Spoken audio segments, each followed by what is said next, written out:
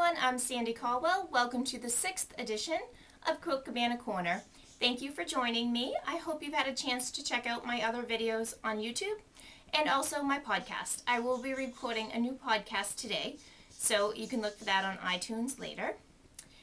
And today I'm going to be showing you what's new on the cutting board. I'm also going to be showing you a little bit about my scrapbooking project called Project Life, which I am dying to share with everyone because I think it's such a great way to record all of your family's memories in your life journey for a year. And I'm also going to take you outside to my garden to show you how we spent the week planting and preparing for our nice little garden that my daughter is really excited about. She calls it Lindsay's Garden, so I'll take you there too. Although it's raining, so we don't stay outside for very long. And I'll show you my hexagon project that I have going on. And we will talk about McCall's quilting. This is the July-August 2012 issue. So go grab your coffee and come on back and let's get started. Today I just wanted to share a little bit about scrapbooking with you. Scrapbooking was definitely my first love before I learned to quilt. And I still love it today, but I have found a way to make it easier thanks to Becky Higgins. Becky Higgins is the creator of Project Life, and what that is meant to be is a way to simplify your scrapbooking and journaling so that you can do it on a daily basis, a weekly basis, or a monthly basis. And at the end of the year, you'll have a whole year's worth of photos that are documented. So this is the album, and this is my second year doing it. And basically what you do is you purchase the album, and this is what the pages look like, although she has other page designs. These ones are meant to hold the 4x6 photos and the 2x3 journaling cards. So what you do is you slip your photos in and you use this core kit, which has all the journaling cards, some blank ones. It has some of these pre-printed cards that you can slip in. I like to use those to fill in a blank from time to time when I don't have a photo and I'm trying to, keep a certain subject on one page or something.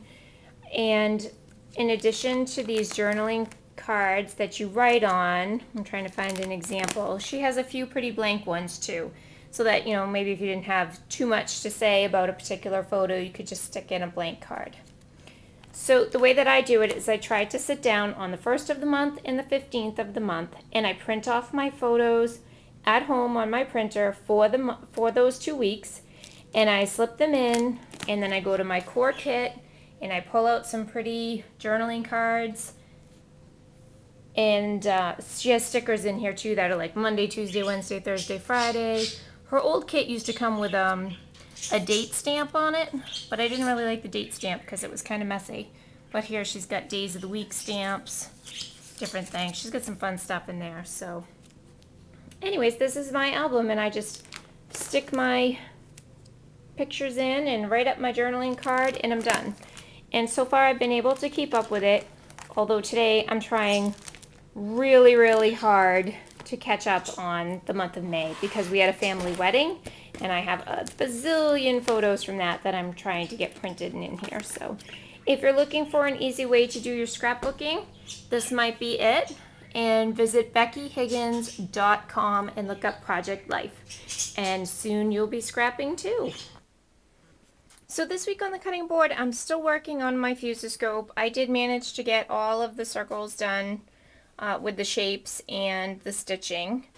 And I've been using my selection of Sulky blendables, which I really love, although they are a little bit linty. I do love all the variegated colors. They are like eye candy to me. I almost would take a box of these over a box of chocolates. Almost.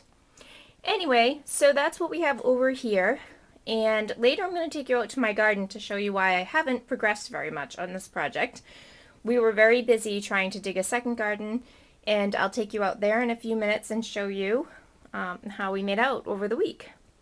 And this little thing right here I wanted to show you. I actually meant to put it in last week's Videocast, but I ran out of time. This is a bookmark. It's about a 3.5-inch jumbo paper clip, and it has all kinds of ribbon tied to it.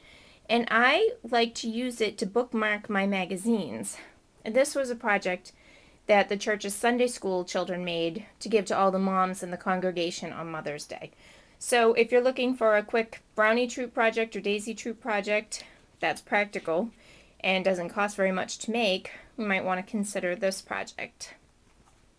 So next I'm going to take you into the ironing board because my cutting board is a little bit full, but I do have my hexagons out, so let's head over there.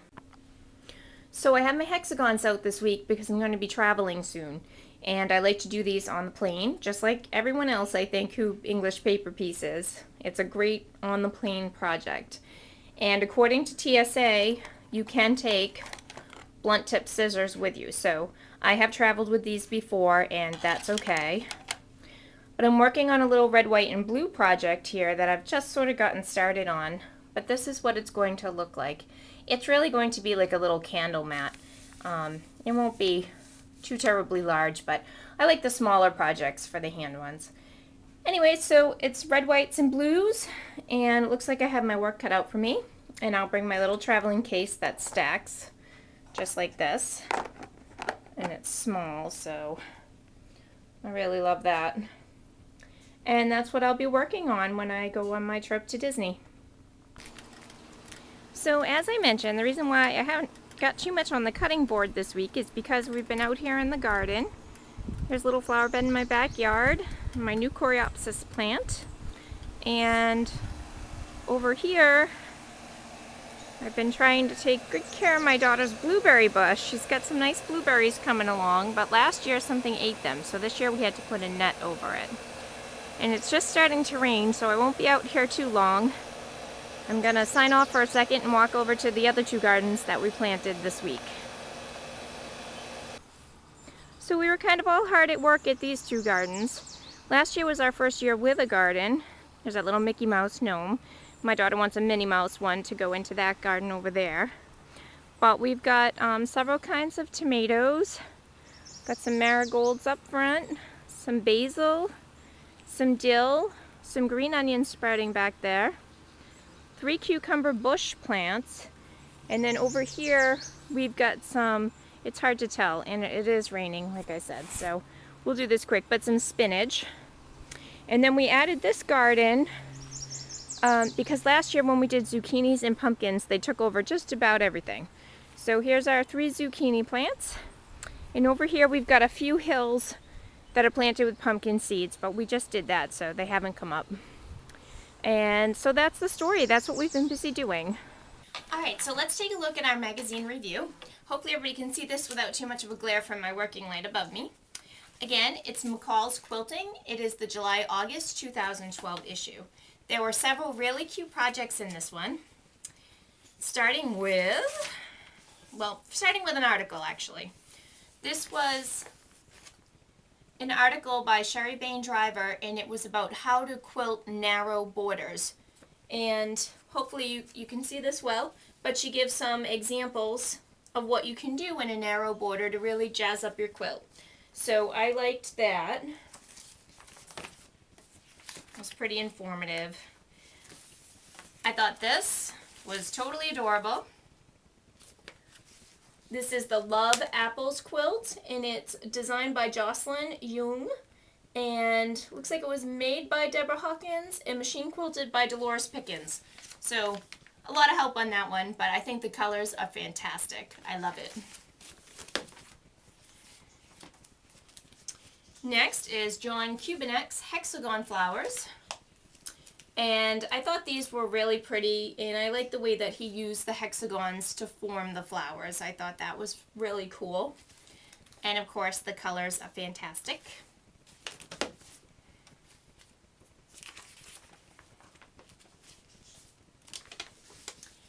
Asian Moonlight, can you guess why I like this? 1, because it's blue, and 2, I love the shape of these, and I like how they were used on the decor around the doorway.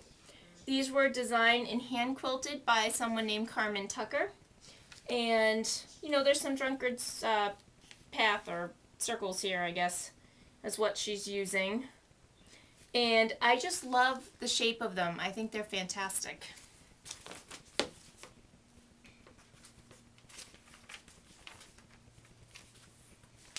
Okay, and lastly, how could you not love that? Now, Nancy Mahoney is the one who designed this, and she always has something beautiful going on with daisies and flowers. This is a table runner that's 24 by 49, and I just love it. I absolutely love it. So that was the last project in this magazine that I wanted to share with you. There are many, many other great projects in here. We just don't have time to go over them all, unfortunately. But this was a good magazine to pick up if you're in the store. And this one's real nice too. Counterpane stars. I like that. So that is the magazine roundup for today. I did have some other catalogs that I was going to show you something out of Keepsake Quilting and Nancy's Notions, but I think we're going to end up running short on time today. So I'll hold on to those for another day. And if you listen to the podcast later today, and if you'll hold on one second, I'm going to show you a book that I'm going to talk about in the podcast. So if you want to listen later on today, check it out. It's on Podbean. It's www.quiltcabanacorner.podbean.com, and it will also be available on iTunes. So hold on one second while I grab the book.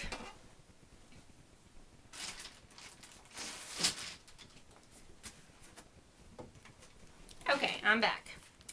This book is called Doodle Stitching, the Motif Collection, and it's 400 Easy Embroidery Designs by Amy Ray. And as you can see, she tells you the basics of how to embroider and some stitches, similar to, a book that we reviewed, the So Simple Stitches, I think a few episodes ago. But she just has in the back here so many great designs that you can trace and use. So you can tune into the podcast a little later to hear me talk more on that. And then in our next video cast, I'll be reviewing Fanciful Stitches, Colorful Quilts by Laura Wazalowski. This is her newest book, so we'll be talking about that next week. So that wraps it up for this edition of Quilt Cabana Corner. Thank you so much for joining me, and I wanted to just take a minute to thank a few people who left comments this week. One was 66 PMS 66, who enjoyed seeing my daughter Amanda's project on the last episode, and I'm so glad that you did enjoy it because I had fun filming it and she definitely had fun creating the crayon project. And also I want to thank DW6077, who has been listening to the podcast and now has found the Videocast and enjoys seeing where I work and what I'm working on. So thank you very much for taking the time to leave a comment. I do appreciate that. And also this week I heard from Turge Quilt, who says her parrots, cockatoos, and African greys, her parrots, who are cockatoos and African greys, love responding to your birds, which I often hear in your podcasts. And you can probably hear them right now. They're squawking away down there. She says, yours are much quieter than mine. Having your birds makes it feel so much like home. Love it. Thank you. I love the sound of the birds too. Not particularly when I'm trying to watch a show or something and they're squawking away, but I do like when they have their gentle chirping and cute little sounds that they make. They are adorable. So once again, thanks to everyone. There should be another video cast out next week. I know I missed last week because I was very busy. And there will also be the podcast later today. And my blog is updated frequently, and you can find me at www.quiltcabanapatterns.com. From there, you can link to the Etsy store for patterns and my book, which is called Little Quilts for Big Occasions. And also from there, you can link to the blog, which, as I've mentioned before, is updated frequently. So come and join me. Leave me a comment. Leave me a comment on iTunes. That would be great. So, again, have a super week, and I'll see you next time. Bye-bye.